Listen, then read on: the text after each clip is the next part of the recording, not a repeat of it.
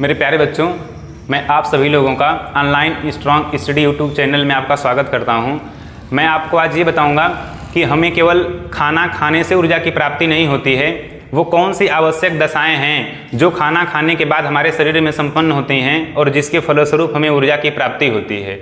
एक मनुष्य साधारणतः 5 आवश्यक चीज़ें पोषण के रूप में प्रयोग करता है। उनमें से जो 3 हैं इनको हमारे शरीर की ज़्यादा रिक्वायरमेंट होती है, जिनमें आपका कार्बोहाइड्रेट आता है, प्रोटीन आता है और वसा आती है।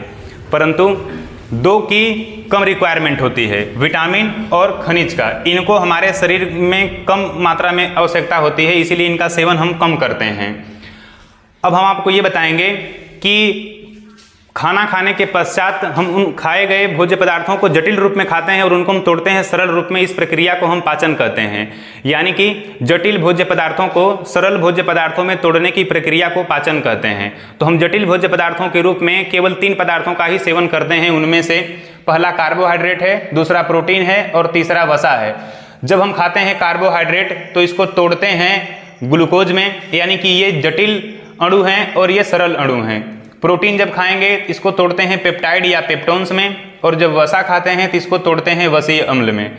परंतु जब हम खाना खाते हैं तो हम तो कोई मेजरमेंट या मापन करके खाते नहीं हैं खाना। जब खाना खाते हैं तो उसका कोई मापन नहीं है, कम भी हम खा सकते हैं और अधिक भी खा सकते हैं। बेसिकली कोई भी मनुष्य जितना पोषण की आवश्यकता होती है उसे अत्यधिक खाना ही खाता है।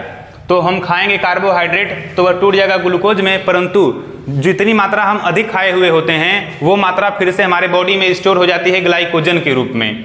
जो प्रोटीन हम खाए थे ये टूटता है पेप्टाइड और पेप्टोन्स में, और इसकी जो अत्यधिक मात्रा होती है वो अमीनो अम्ल के रूप में स्टोर होती है। हम खाए थे वसा, टूटा था वसीय अम्ल में, और इसकी जो अत्यधिक मात्रा है वो हमारे बॉडी में स्टोर होती है ग्लिसरॉल के रूप में।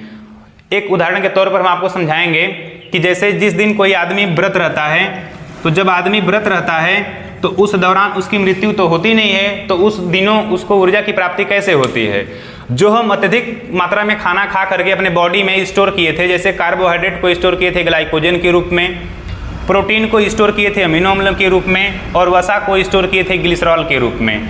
तो जिस दिन हम व्रत रहते हैं उस दिन यही ग्लाइकोजन फिर से टूटता है ग्लूकोज में और हमको ऊर्जा की प्राप्ति होती है। अमीनो अम्ल टूटता है पेप्टाइड और पेप्टोन्स में और हमें ऊर्जा की प्राप्ति होती है। ग्लिसरॉल टूटता है वसीय अम्ल में और हमें ऊर्जा की प्राप्ति होती है। जो हम कार्बोहाइड्रेट, प्रोटीन और वसा का सेवन किए थे ये सब के सब ग्लूकोज की फॉर्म में, यानी कि C6H12O6 के रूप में ब्लड में जाकर के मिल जाते हैं, और ये ब्लड हार्ट में जाता है और हार्ट इसको पंप करता है, जिसके फलस्वरूप हमारा जो रक्त होता है जिसमें मिला हुआ था C6H12O6 ये पहुंचता है फेफड़ों में, और फेफड़ों में उपस्थित होती है ऑक्सीजन। जब ये ऑक्सीजन ब्लड में उपस्थित ग्लूकोज यानी कि C6H12O6 को मिलती है तो ग्लूकोज का हो जाता है ऑक्सीकरण, और ये टूट जाता है जल में कार्बन डाइऑक्साइड में, और हमें ऊर्जा की प्राप्ति हो जाती है।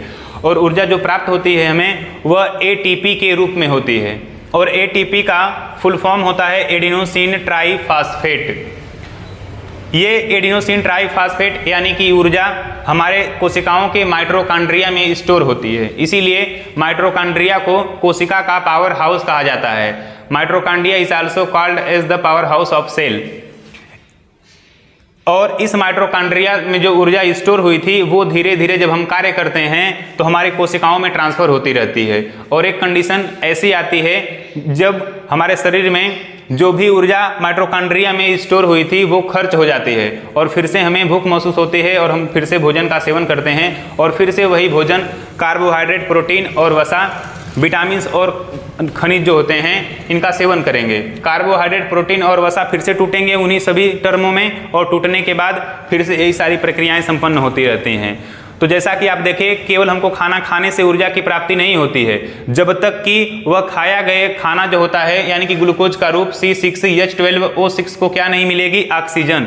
जब तक खाए गए खाने को जो रक्त में मिला था उसको ऑक्सीजन नहीं मिलेगी तब तक इसका ब्रेकडाउन नहीं होगा, और जब तक यह टूटेगा नहीं जल में, कार्बन डाइऑक्साइड में, तब तक हमें ऊर्जा की प्राप्ति नहीं होगी।